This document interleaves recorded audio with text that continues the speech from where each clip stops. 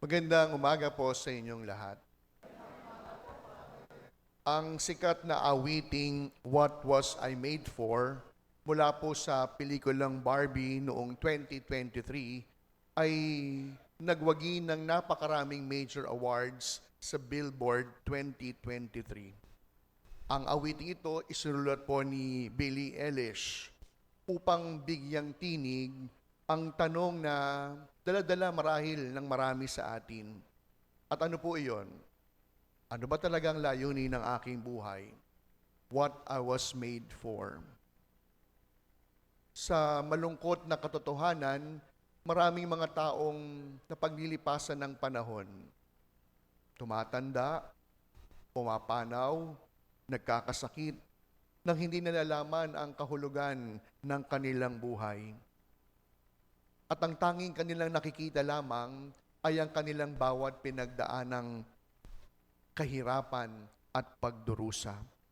Kaya nga sa linggong ito, hindi po para tanggalin yung ating bawat mabigat na pasan, kundi ang layunin ng ating pagdiriwang, ano nga bang dahilan, ba't kinakailangan kong pasanin ang mga bagay na ito? Una, ang pamatok o yoke sa Ingles ay inilalagay sa leeg ng isang hayop upang ito'y makahila ng isang mabigat. Kaya nga po, kapag inilalagay ang pamatok doon sa batok ng baka o ng kalabaw, nagiging madali para sa kanya ang gawaing mabigat. Nakakaya niyang hilahin ang isang tila bagay posibleng dalhin ng tao gamit ang isang pamatok. Pangalawa, sa Biblia, ang pamatok din po ay sumasagisag sa kautusan, ang pananagutang tinanggap ng bayang Israel sa kanyang pakikipagtipan kay Yahweh. Maaari natin mapagkahulugan ng pamatok bilang kalooban ng Diyos. Pero para sa ating lahat, ang pamatok ay paalala na sinabi ni Scott Peck, life is difficult. Sigurado lahat po kayo makaka-relate. In one way or the other, we have our own fair share of difficulties in life. At huwag kayong magkakamaling sabihin, ako, si Father ba naman? May paghihirap pa bang pinagdaraanan yan? Opo. Kahit wala akong pamilya, kahit pari ako, may mga bagay din po akong pinagdaraanan ng kagaya po sa inyo. Kaya nga po, ang mga pagbasa natin sa linggong ito ay para sa ating lahat. Nobody's exempted. Sapagkat bawat isa sa atin may mabigat na pasan. Ang bawat isa sa atin may mabigat na pinagdaraanan. Kaya, ano po ang dapat nating gawin? May mga tao po na pinipiling ang layunin ng kanilang buhay ay ang paghahangad ng kayamanan. May mga tao na ang tanging goal sa buhay, magkamal ng salapi. Napakadami ng pera, mas lalo pang nagpapadami. Kaya yung iba, subsub ang ulo sa pagtatrabaho, masipag sa maraming gawain, parang ayaw nang magpahinga. Pero kung ating titignan, ang salitang busy ay hindi laging maganda. We have this wrong idea that being busy is always good. Bakit? May pinagkakaabalahan. Pero pansinin po ninyo, yung salitang busy, pwede translate gamit ang mga salitang being under Satan's yoke. Ganun pala. Pag pala sobrang busy ka, hindi rin maganda. Sapagkat sa iyong pagiging busy, hindi natin nalalaman, ninanakaw na ni Satanas ang ating pagtingin at kaabalahan palayo sa Diyos. Pansinin po ninyo, malamang naging karanasan nyo na po ito. May mga pagkakataon na mula Lunes hanggang Biyernes, para sa ilan, ang Sabado, magtatrabaho. At tanging sasabihin sa sarili, yung linggo na lang yung pahinga ko. Dahil sobrang pagod, sobrang busy sa nakalipas na linggo, gagamiting dahilan ang pahinga ng linggo para ano? Para hindi makapagsimba. Sasabay pa ang tambak na labada. Titignan ang isang gabundok na gawain at sasabihin, okay lang, sa bahay nilang ako magdarasal.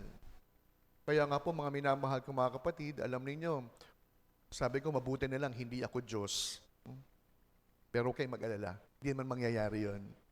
Pero kung sakasakaling Diyos po ako at mariringgan ko ang isang taga-Peña, magdadasal siya ng ganito, Lord, sorry ha, hindi ako makapagsimba. Busy eh. Lord, pasensya na ha, hindi ako makapagsimba ngayon. Ang daming trabaho eh. Alam niyo kung ako po ang Diyos, ano gagawin ko? Sasabihin ko sa Kanya, yung trabaho mo ang dahilan, baka para hindi ka makapagsimba. O sige, simula sa Lunes, wala ka ng trabaho. Pero kayo mag-alala, hindi po mangyayari yon dahil hindi naman ako Diyos. Pero ibig sabihin lamang po ng punto ng aking pagbabahagi, hindi po laging maganda na tayo ay abala. Sapagkat sa pagiging abala, itinuturo nito hindi lamang yung ating kahandaang magpahinga, kundi itinuturo nito na tayo'y laging maging maligalig sapagkat maging busy sa maraming beses o pagkakataon. Kaya nga po, ano ang siyang itinuturo sa atin? Una, ibinibigay sa atin na ang pahinga hindi po isang kasalanan. Alam niyo, may mga taong ganon, yung tinatawag natin workaholic, yung parang konsensya sila kapag sila'y nagpapahinga. Yung parang ligalig sila pag wala silang ginagawa. Aaminin ko po sa inyo, noong mga unang buwan ko po dito sa Peña, ganun po ako. Lagi ko gusto laging best foot forward. Lagi ko gustong laging may ginagawa. Ibig ko lagi na busy. Para saan? Hindi para may magawa. Upang patunayan ng aking sarili. Sabi ko sa aking sarili, unang parish ko to, magpapakabibo ako. Unang assignment ko to, talaga lahat gagawin ko.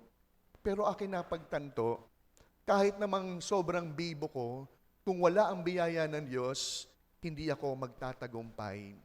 Kaya may aaminin po ko sa inyo, hindi naman sa tamad na ako ngayon. Pero alam niyo, ang gagawin ko, pag-araw ng linggo, ang linggo, para sa araw ng pagmimisa ko. Wala akong ibang tatanggaping gawain. Pag-araw ng Lunes, ito ang araw ko upang gumawa ng homily sa darating na linggo. At ibang mga araw ko, umaga, sa opisina, hapon, sa ibang mga gampanin. Ano ang tinuturo sa atin? Una, ang pagiging busy, hindi po dahilan upang hindi natin magampanan ang marami nating tungkulin. Natatandaan ninyo, isa po sa mga pinagdasal ko sa Diyos, nung nagkaroon ng sakit ang tatay ko, ay huwag sana maging hadlang yung aking pagiging pari upang hindi ko magampanan ang aking pagiging anak. Tabi-tabi po, marami sa atin ang ganito, na sobrang busy sa pagiging teacher, nakalimutan na siya pala ay nanay. Sa pagiging busy sa pagiging estudyante, nakalimutan na siya pala ay anak. Kaya maliwanag sa akin, bago ko maging pari, bago ko maging parish priest, bago ako maging rektor, anak muna ako. Kasi parang ang pangit naman yatang mapakinggan na sasabihin ng mga magulang ko, makakauwi ka ba? At sasabihin ko sa kanilang, hindi po busy. Kaya mga minamahal kong mga kapatid, ito ang siyang unang paalala sa atin. Ano po ba yung mga pinagkakaabalahan natin sa buhay? Ano po ba yung mga sanhi ng ating pagiging busy? Baka kapatid, sobrang busy ka na, nakalimutan mo ng huminga. Sa iyong pagka-busy at maraming gawain, nakalimutan mo na ang pinakamahalaga. Kaya ngayong araw na ito, anumang pagka-busy natin, huwag nating kakalimutan. Sa ating pagka-busy, lagi tayong inaanyayahan ni Satanas, kalimutan ang mahalaga, nang sa gayon, mapahiwalay tayo at mapalayo sa tunay nating dapat pagkaabalahan. Pangalawa, ang sabi niya, ang kanyang pamatok ay magaan, hindi mahirap. Para mahirap naman yatang maunawaan. Sigurado, alam po ninyo ngayon, isa po sa mga konkretong mabigat kong pinagdaraanan, pataas po ng pataas yung kuryente. Sigurado lahat tayo makaka-relate po dito. Sa katunayan, tamang duda nga ako ng mga unang buwan. Akala ko may naka-jumper sa parokya. Pero nalaman kong lahat pala tayo tumaas ang kuryente, hindi na ako nagduda. Yung dati namin kuryente 27,000 na naging 32, ngayon 54,000 na. Marami po tayong pagkaabala na pinagdaraanan. Pero alam niyo, yung pagkaabala, ito'y hindi naman talaga nagtatanggal o nagbibigay ng solusyon sa atin. Yung ating pagiging abala, tinuturoan lamang tayong maging maligalig. Kaya ngayon, sa patuloy na pagtaas ng kuryente, Hindi ko man mapipigilan yung pagtaas, pero pwede kong mapigilan o pwede kong makagawa ng solusyon upang ito ay mapababa. Kaya ngayon sa parokya po natin, bago ako matulog sa gabi, iikot muna ako upang tignan, meron ba nakasinding mga ilaw? Ano pong ibig ko pong sabihin? Yung pagkaabala, yung maraming problema, aba kapatid, habang buhay tayo, may problemang darating. Hindi natin yan maiiwasan. Pero ano ang paalala ni Jesus? Magaan. Bakit? Hindi kinakailangang mag-isang pasanin. At alam po ninyo, aaminin ko sa inyo, pakiramdam ko, privilege ako bilang pari. Bakit?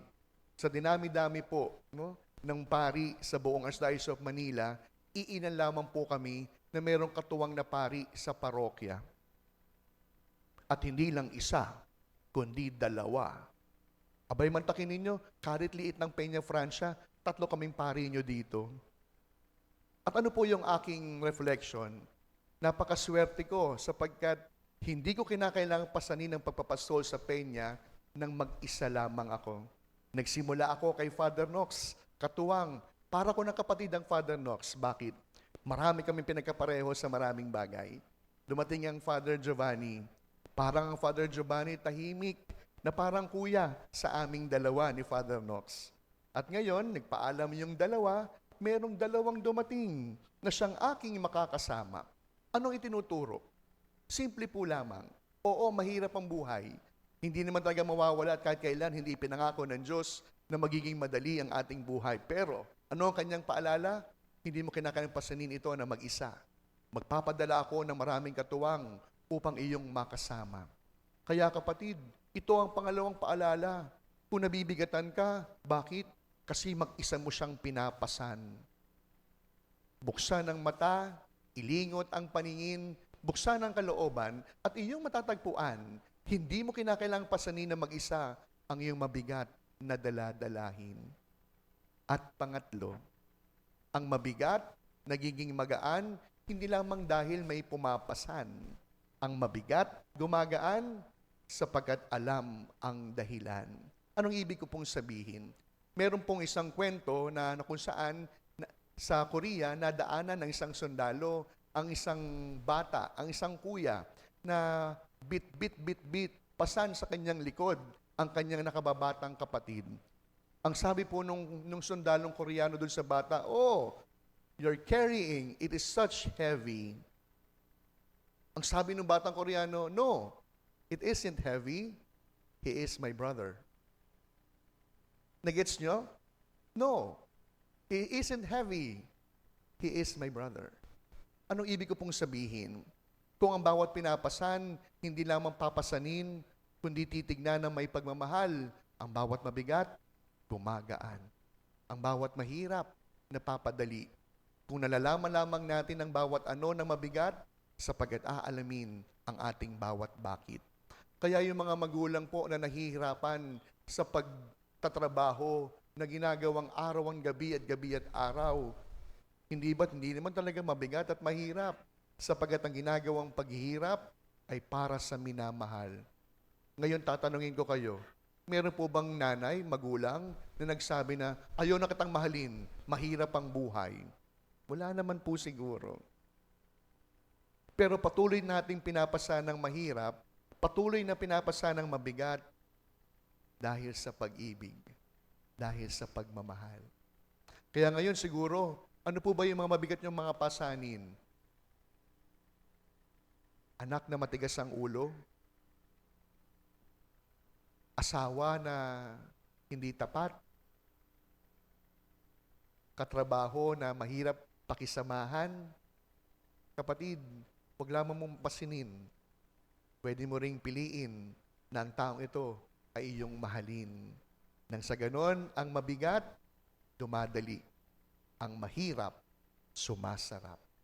Kaya sa pagpapatuloy po ng ating pagdiriwang, kagaya na aking nabanggit, ang bawat linggo na inyong pagsisimba, hindi lamang isang schedule na pupuno sa inyong gawain sa buong araw. Ang bawat linggo ng pagsisimba ay isang paanyaya, magpahinga. Ipahinga, hindi lamang pagod na katawan. Ipahinga ang napapagal na puso at kalooban. Kaya sa misang ito, tanggapin natin ang paanyaya ni Jesus. Pagod ka na ba? Marami ka bang pinagdaraan ng mabigat? Tanggapin ang paanyaya ni Jesus. Lumapit kayo sa akin at kayo'y aking pagpapahingahin.